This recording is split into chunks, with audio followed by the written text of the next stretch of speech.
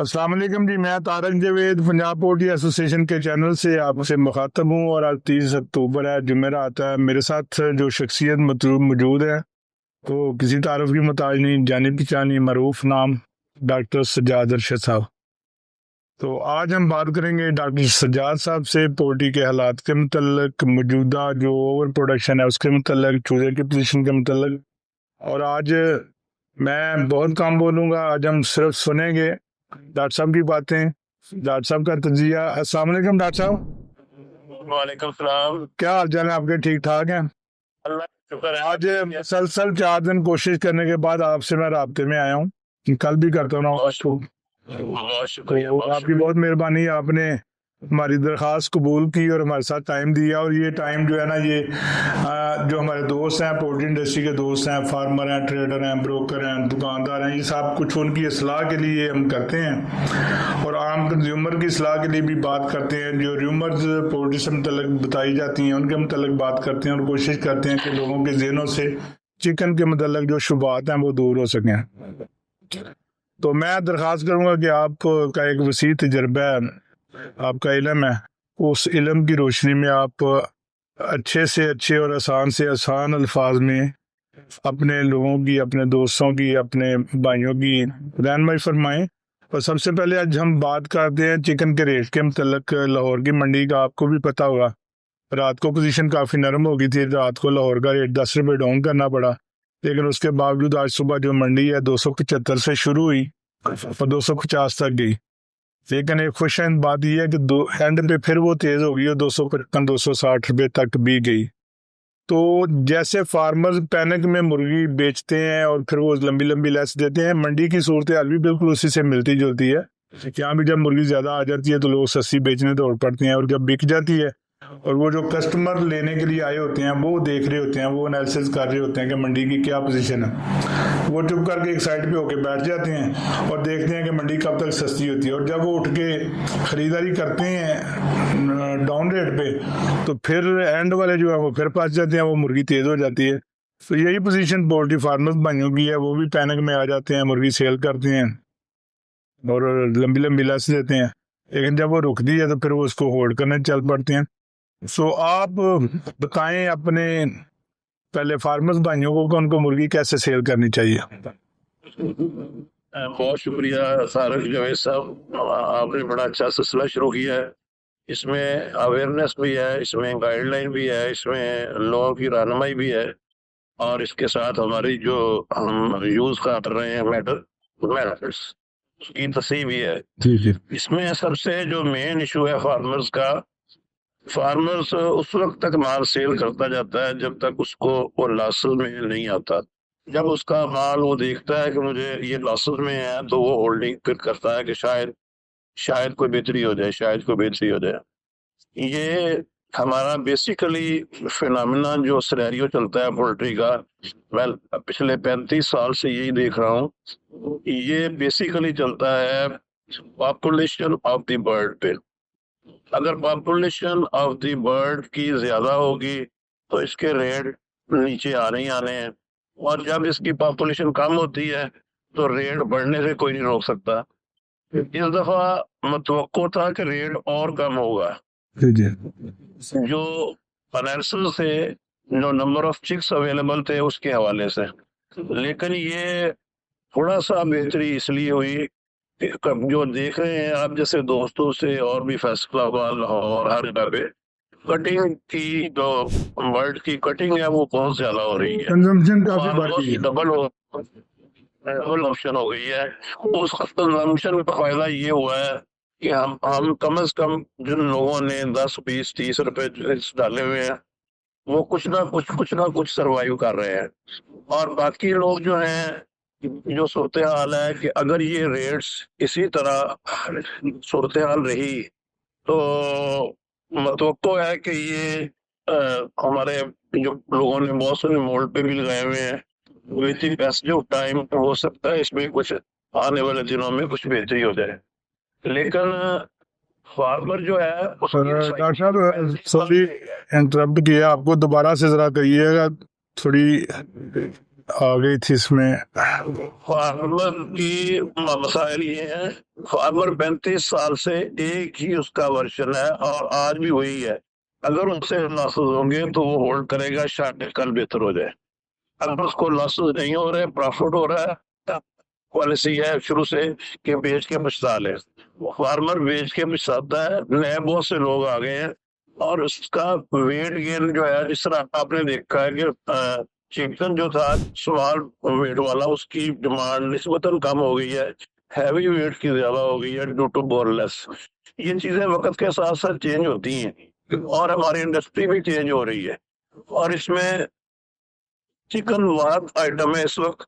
और कुदरत की बात देख लें, इस वक्त जो सबसे बड़ा सिनेरियो है कि आपके सब्जियों के रेट बहुत हाई हैं जी जी और उसकी वजह से वहाँ चिकन है जो सबसे इस वक्त सस्ता आइटम है और लोग उसको धड़ाधड़ खा रहे हैं।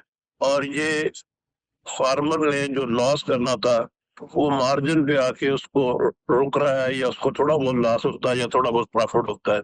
ये सिनेरियो फार्मर का है। बाकी रह गई डॉक्टर साहब, आप ये बताएं कि ये जो आपने पॉपुलेशन की बात की, जिसको हम आसानी में ओवर प्रोडक्शन कह रहे हैं, ज़ाहिर है महवर तो इस इंडस्ट्री का चूज़ा ही है। चूज़ा कम होगा तो रेट ज़ाहिर है ज़्यादा होगा, और चूज़ा अगर ज़्यादा है, प्रोडक्शन ज़्यादा, तो रेट कम हो जाएगा। इस बात की समझ तो हर बंदे को है। लेकिन आने वाले दिनों में जो पोजीशन नज़र आ रही है, आपने कहा भी कि हमारे एनालिसिस जो थे उसके मुताबिक तो रेट इससे और भी कम होना था, लेकिन ज़्यादा कंजम्पशन होने की वजह से ये रेट कुछ बेहतर रहा। आने वाले दिनों के बारे में आपके एनालिसिस क्या कहते हैं कि जो ये अब नवंबर शुरू होगा, और नवंबर के मंथ में क्या पोजीशन रहने की तवक्को है? देखिए, नवंबर में ये है तो इसका जो मंथ वाइज या डेट वाइज इसका एनालिसिस नहीं होता। इसका बेसिकली सिस्टम ये है कि हमारी जो कि हम स्टेट को भी हमेशा कहते हैं, पंजाब गवर्नमेंट को भी, फेडरल गवर्नमेंट को, हर चैनल पे ये बात कहते हैं, हर मीडिया पे बात करते हैं कि प्रोडक्शन पाकिस्तान में इंक्रीज होनी चाहिए।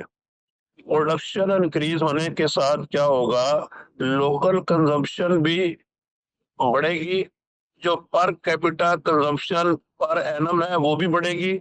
पाकिस्तान जो हमारा ज़हन में फिनोमेना है नेशन बिल्डिंग का, कि हमारी कौम तब बनेगी जब हमारा हर बंदा 45 केजी 50 केजी चिकन खाएगा और हर बंदा 300 अंडा खाएगा। ये चीजें हमें कौम भी बनानी है। और इसके साथ जो सरप्लस होगा, we have the market from outside Pakistan, हम इसको एक्सपोर्ट भी कर सकते हैं। ये अगर हुकूमत कैपिंग ना करे, जो को असल प्रॉब्लम ये है, हमारा सबसे बड़ा जो सवाल पजीर मामला होता है जब हुकूमत मुनाफे के वक्त मुनाफा नहीं लेने देती। जब वो मुनाफे के वक्त मुनाफा नहीं लेने देती तो घाटे के वक्त दे आर एंजॉयिंग, वो घाटा भी कौन से बर्दाश्त करे। बिल्कुल, अगर मुनाफा मिलेगा तो फिर वो प्रोडक्शन बढ़ेगी, वो दोबारा ये हुकूमत को हम कहते हैं कि इसको इकोनॉमिक्स के असूलों के तहत चलने दें। अगर ये इकोनॉमिक्स के असूलों के तहत चलती रही जब इंडस्ट्री, तो ये बेहतरीन सिस्टम चलता है। जब इसमें हम रुकावटें पैदा करते हैं तो फिर इसमें बहुत प्रॉब्लम आती है। डॉक्टर साहब, अगर आसान अल्फाज में बात करें तो आपने ये कहा है कि अगर हुकूमत अवाम को सस्ती मुर्गी देना चाहती है तो इसकी प्रोडक्शन बढ़ाने वाले इकदाम करे, ये खुद बहुत सस्ती होती जाएगी और आसानी से मुयसर भी रहेगी। प्रोडक्शन से रेट्स को कम किया जा सकता है और लोगों की पैदावारी लागत भी कम होगी। कैपिंग से तो उल्टा महंगा होता है, कैपिंग करने से तो उल्टा कैपिंग से बेचैनी पैदा होती है और लोग काम से आउट होते जाते हैं। अगर आपसे चूजे के बारे में बताएं कि आजकल जो चूजा आ रहा है उसकी क्या पोजीशन है, वो सस्ता होने की वजह से कहीं ऐसा तो नहीं है कि उसकी वैक्सीन वगैरह और दूसरी चीजें जो हिफाजती इकदाम किए जाते हैं वो नहीं किए जा रहे, और ये तैयार होने के बाद कोई मसला बने या कोई मुश्किल पैदा करे? मैंने ये देखा था जब पाकिस्तान पे पाबंदी भी लगी थी, मैं उस वक्त चेयरमैन था पीपीए का। मैंने सऊदी गवर्नमेंट को लेटर लिखे, दूसरों को लिखे। हमारे पाकिस्तान में बहुत सी कंपनियां बेशुमार ऐसी हैं जो तमाम स्टैंडर्ड्स को मीट करती हैं, वैक्सीनेशन सब लोग करते हैं। और पाकिस्तान के, मैं ये बड़ा फख्र से कहता हूँ कि जो पाकिस्तान में चूजे की चीज़ों की प्रोडक्शन है या पोल्ट्री की प्रोडक्शन है, ब्रायलर की, लेयर की, इस वक्त दुनिया में बहुत प्रॉब्लम्स आए हुए हैं। और उसमें अमेरिका भी फंसा हुआ है, उसमें ब्राजील भी फंसा हुआ है, उसमें और मुल्क भी फंसे हुए हैं। यूके में भी प्रॉब्लम आई है। لیکن ہمارا پاکستان میں ہمارے سائنٹسٹ نے ہماری جو بہترین کام کیا ہے اور ہمارے فارمر کو پراپر گائیڈ لائن دی ہے، اور اس سے نتیجہ یہ ہوا ہے کہ ہمارے الحمدللہ اتنی پروڈکشن ہونے کے باوجود بہت ہی اچھے ریزلٹس ہیں فارم لیول پہ، کوئی ڈیزیز نہیں ہے کہیں پہ۔ ڈاکٹر صاحب اس سلسلے میں ہم نے پہلے بھی کہا تھا، تو اب بھی برملا ہم کہتے ہیں، اس میں شکر گزار ہیں پاکستان پولٹری ایسوسیشن کے اور اس کے ان اقدامات کے جن کی وجہ سے اس بیماری سے بچاؤ رہا۔ تو ایسی کوششیں ہوتی رہنی چاہیے، یہی انڈسٹری کے مفاد میں ہے۔ اور اس میں ایک دفعہ پھر ہم پاکستان پولٹری ایسوسیشن کے تمام زعماء کو، تمام ڈاکٹر حضرات کو، تمام جو سائنٹسٹ ہیں ان کو خراج تحسین بھی پیش کرتے ہیں اور مبارکباد بھی دیتے ہیں آپ کے حوالے سے۔ بہت شکریہ۔ اور اس میں ڈاکٹر نعیف نذیر جو ہے ہماری ڈیزیز کنٹرول کمیٹی کے کنوینر، اور ان کی ٹیم اسپیشلی مبارکباد کی مستحق ہے۔ جی ڈاکٹر نعیف نذیر صاحب بڑے اچھے دوست بھی ہیں، بڑے اچھے انسان بھی ہیں، اور پولٹری انڈسٹری کا سرمایہ ہے۔ اللہ تعالیٰ ان کو لمبی زندگی دے، صحت مند زندگی دے، اور ہمارے ساتھ اکثر پروگرام میں بھی شریک ہوتے ہیں۔ اور آپ کے اس کے ساتھ ساتھ جو ہے نا، میں ایک اور کہنا چاہتا ہوں، یواز اور فیصلہ آباد یونیورسٹی، اس کے سائنٹسٹ بھی بہت اچھا کام ساتھ کرتے ہیں، کولیبوریشن۔ جی ان کی بھی ہم ان کا بھی مشکور ہیں، ان کا بھی شکریہ ادا کرتے ہیں، بلکہ پوری پولٹری انڈسٹری کی طرف سے ان کا شکریہ ادا کرتے ہیں، اور امید کرتے ہیں کہ وہ پاکستان کی پولٹری انڈسٹری کے لیے کام کرتے رہیں گے۔ تو ڈاکٹر صاحب اب جو آپ کیا دیکھ رہے ہیں آنے والے دنوں میں، برائلر تیار کا ریٹ کیا رہنے کا نومبر میں؟ میں نے پہلے بھی ذکر کیا تھا کہ نومبر میں کیا میں نے کبھی یہ بات اس لیے نہیں کرتا ہوتا ہے کیونکہ اللہ تعالیٰ نے قرآن میں کہا ہے کہ میں سخت بیزار ہوں ان لوگوں سے جو کل کے متعلق کہتے ہیں۔ اللہ نے جتنی عقل دی ہے اس عقل کے تحت یہ بتاتا ہوں کہ حالات نومبر میں انشاءاللہ اللہ کی مدد سے کٹنگ بہتر ہوگی، اکتوبر کی نسبت کٹنگ نومبر میں بہتر ہوگی اور دسمبر میں بھی بہتر ہوگی۔ تو ہمیں امید واثق ہے کہ ریٹ اچھے ہوں گے، بہتر ہوں گے، وہ ہائی ریٹ نہیں ہوں گے لیکن بہتر ہوں گے انشاءاللہ۔ ڈاکٹر صاحب مرغی سستی ہونے کے باوجود چوزا جو 10-15-20 روپے میں بک رہا تھا وہ 75 پہ پہنچ گیا اور بک بھی رہا ہے۔ میں نے ابھی بھی پتہ کیا کہ چوزا جو ہے نا وہ کہہ رہے ہیں کہ 75 میں پورا بک گیا، یا اگر وہ تھوڑی بہت آج کی وجہ سے کمی بیشی ہوئی بھی تو 2 4 5 10 کی ہوگی، لیکن زیادہ تو وہ یہی بتا رہے ہیں کہ کوئی چانس نہیں ہے سستا ہونے کا۔ اس کی وجہ کیا ہے؟ چوزا کم ہوا ہے یا پیچھے بریڈر کم ہوا ہے یا آگے لوگ ڈالنے والے زیادہ ہو گئے ہیں؟ دیکھیں آگے ڈالنے والے لوگ زیادہ ہو گئے ہیں۔ جب لوگوں نے دیکھا کہ 15 اکتوبر ڈیڈ لائن تھی کہ ریٹ بہت کمپریہنسلی 1650 مشین کا چوزا آئے گا، 1700 مشین کا چوزا آئے گا، تو وہ لوگوں نے دیکھا کہ نہیں وہ بکتا جا رہا ہے، ٹھیک گزارا ہو رہا ہے۔ تو متوقع یہ ہے کہ جو لوگ ابھی مہنگا چوزا ڈالیں گے تو ان کی کاسٹ آف پروڈکشن کو کاؤنٹ کرے فارمر 300 روپے کے قریب آئے گی۔ یہ جو 80 روپے والا چوزا یہ 300 میں کاسٹ کرے گا، اور اگر 300 میں کاسٹ کرے گا تو اس میں مطلب ہے 320 میں بکے گا تو 300 میں اس کے پیسے پورے ہوں گے، یہ جو کہ چانسز بہت کم ہے۔ ڈاکٹر صاحب ایک عام خبر مارکیٹ میں یہ بھی گردش کر رہی ہے کہ یہ مہینہ پہلے یا 18-20 دن پہلے کچھ چوزا جو انڈا تھا جس سے چوزا نکلنا تھا وہ کوئی مارکیٹ ہوا ہے، اس میں کوئی صداقت ہے؟ وہ جب ایک دفعہ ایک دم شور شروع ہوا، چوزا 10 12 15 روپے میں بکا، وہ ہر انسان افراتفری کا شکار ہو جاتا ہے۔ اس میں 6 کمپنیاں بھی ہوتی ہیں، اس میں سب لوگ ہوتے ہیں، بہت سے لوگوں نے بیچا اور بہت سے لوگوں نے اپنے مولڈ پہ فوراً کیا، بہت سے لوگوں نے بہت سے سٹیپ اٹھائے، کوئی ذرا جلدی اٹھا لیتا ہے، کوئی تھوڑا لیٹ اٹھاتا ہے۔ اس کا مطلب یہ تو واقعی چوزا اس وقت جو ہے نا وہ پہلے کی نسبت کم ہے، اس سے تو رزلٹ یہی نکلتا ہے۔ چوزا یہ جو ہماری میٹنگ ہوئی تھی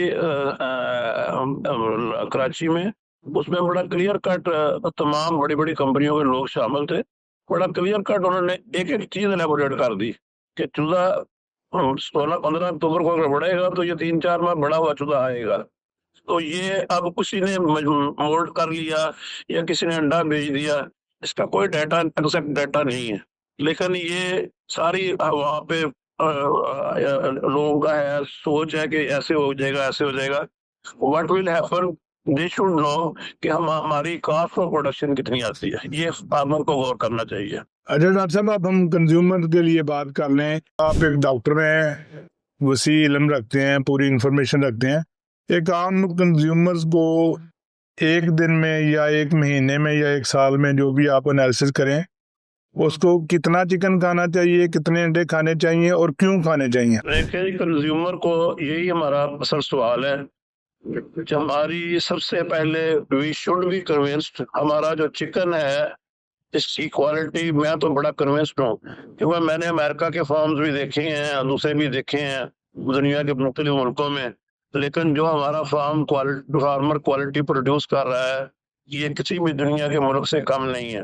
یہ لوگوں کو کنوینس ہونا چاہیے کہ یہ اس میں کسی قسم کی کوئی بھی بہام نہیں ہے.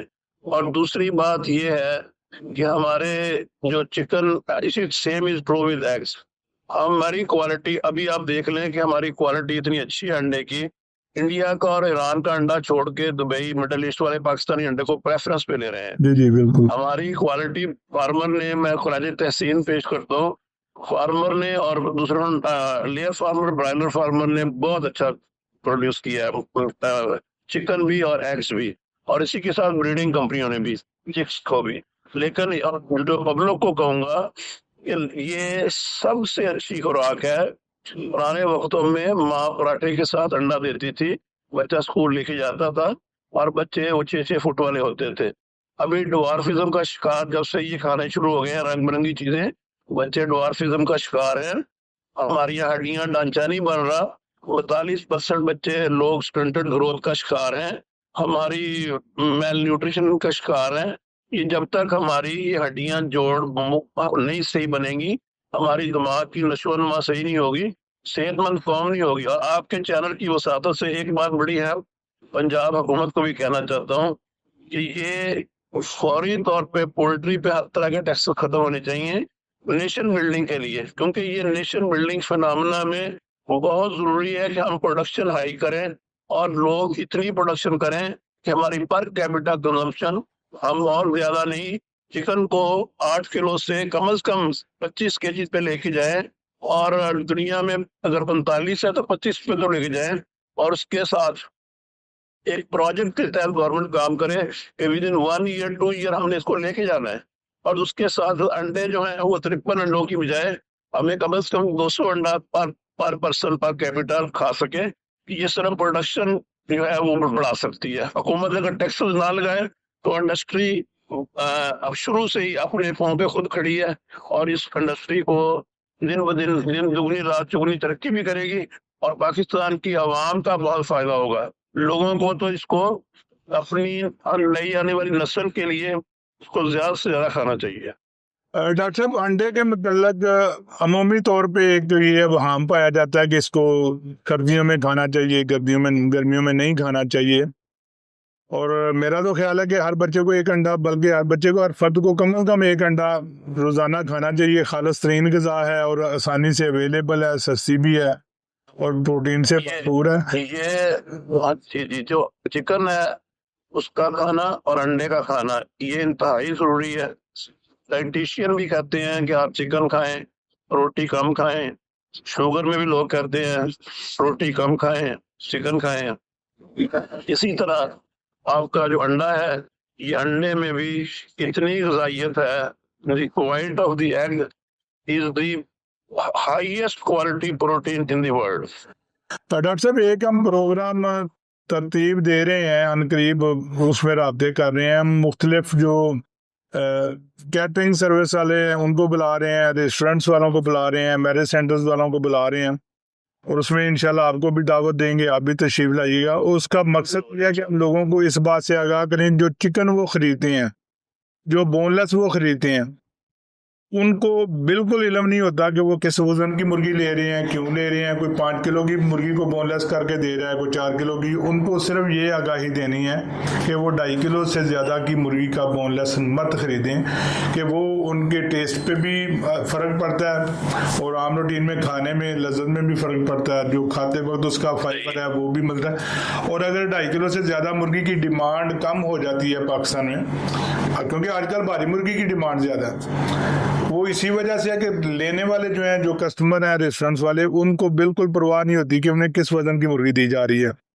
اور اگر ہم انہیں یہ قائل کرنے میں کامیاب ہو جاتے ہیں کہ بھئی آپ چھوٹی مرغی کا بون لیس لیں, میکسیمم 2.5 کلو کی مرغی کا بون لیس خریدیں, تو میرا خیال ہے کہ یہ جو بھاری مرغی کی ڈیمانڈ ہے وہ کم ہوگی, 2.5 کلو کی مرغی بکتی رہے گی تو برائلر کا ریٹ بھی سٹیبل رہے گا.